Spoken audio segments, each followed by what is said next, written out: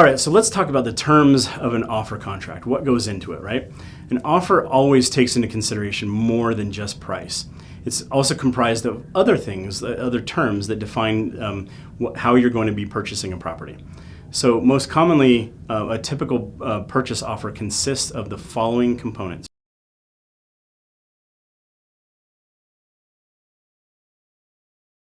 Okay, so first and foremost, purchase price, right? And that's kind of obvious, like what are you gonna pay for the property? Now there's closing costs. Mostly your lender is gonna get you familiar with what closing costs are, but you may say, I want to have some closing costs paid for, or I'm not having any of my closing costs paid for by the seller. But closing costs are a big part of it. Inclusions and exclusions. So an inclusion is anything that's included with the property. Now, anything that's already glued, screwed, nailed, and taped to the house, to the property, is part of the property, unless it's specifically excluded from the sale. We may find a list of things that are excluded from the sale.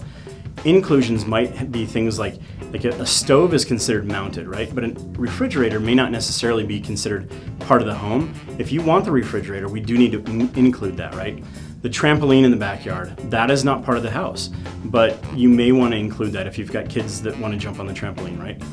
Things like that, those are inclusions. Exclusions, again, are those things that you say, I don't want them. Maybe that same trampoline. I don't have kids, I don't want a trampoline, I don't need a trampoline, I don't want it to be there when I move in, so we would exclude that from the sale. Okay, so that's inclusions and exclusions. Loan type and financing. We're going to talk more about the loan type and financing. We've talked quite a bit about that, but that is critical in an offer contract, right? Earnest money. We're going to have another video that talks just about what earnest money is. Down payment. Okay, how much are you actually putting down? And that's a critical piece. Your timing and so including the dates and the deadlines. And then contingencies. There's a whole list of contingencies that might be in an offer contract. It'd be things like title review, inspections, appraisal, HOA document review, property insurance, surveys. Do you have a home to sell? And then again, your financing is a big contingency. The property's condition. We want to make sure that the property's condition is right and is what you expect when you move out. So that would be a contingency. There's also things called occupancy. So when are you going to take possession?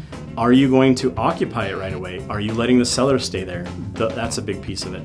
And then additional provisions. Additional provisions would be things like just things that aren't already included in a contract that aren't mentioned, and so like would be things that you want to bring up, like do you want them to clean the property?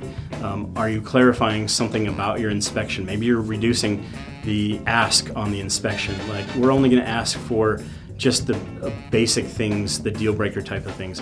Do you want to mention the terms of your appraisal or pricing terms, right? Do you have an escalation clause where you're going to be saying that you'd be willing to spend a little bit more than the next guy up to a certain level, right? That's a little bit of insight into an inspection an escalation clause. But we will advise you when the time comes on how to craft the best offer for any given situation.